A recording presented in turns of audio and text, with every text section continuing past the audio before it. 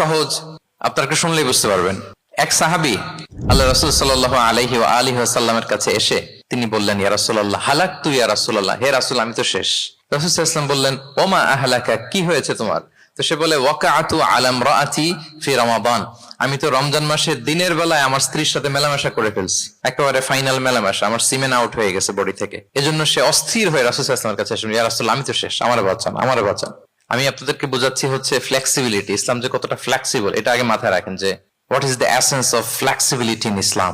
ইচ্ছা করে যদি কেউ রোজা ভাঙে, তার বিধান হচ্ছে তার কাজাও করতে হবে, কাফফারাও দিতে হবে। কাজা মানে একটা রোজার জন্য আরেকটা রোজা, আর কাফফারা হচ্ছে হয় তাকে একটা দাস আজাদ করতে হবে, অথবা তাকে 60টা রোজা রাখতে হবে টানা, অথবা 60 জন মিসকিনকে খাওয়াতে হবে। তো সে যখন এসে বললো, ইয়া রাসূলুল্লাহ আমাকে বাঁচান, কি করবো আমি? রাসূল সাল্লাল্লাহু আলাইহি ওয়াসাল্লাম বলেন, আচ্ছা ঠিক আছে, তুমি এই কাজ করে ফেলছো, তোমার তো পেনাল্টি হয়েছে। তো পেনাল্টি কি?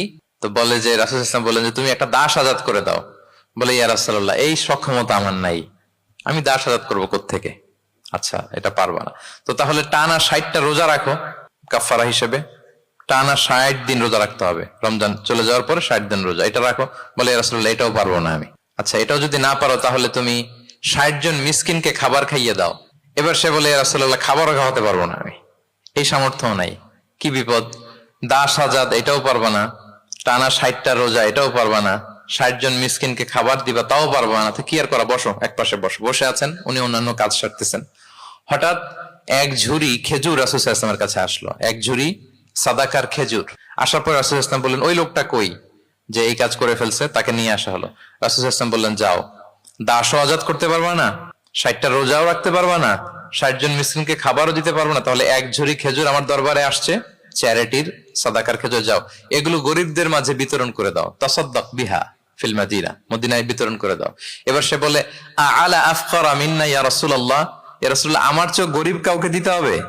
রাসূল সাল্লাল্লাহু আলাইহি ওয়াসাল্লাম বললেন, হ্যাঁ গরিব কাউকে দিবা। বলতেছে, এই পুরো মদিনাতে আমার চেয়ে গরিব আর কেউ নাই। কি বিপদ! তোমার চেয়ে গরিব আর কেউ নাই? বলতেছে, আমি সবচাইতে মদিনায় গরিব। বলতেছে, তাহলে কি আর করবো, নিয়ে যাও বাসায়, তুমি আর তোমার ফ্যামিলির সবাই মিলে এটা খাও।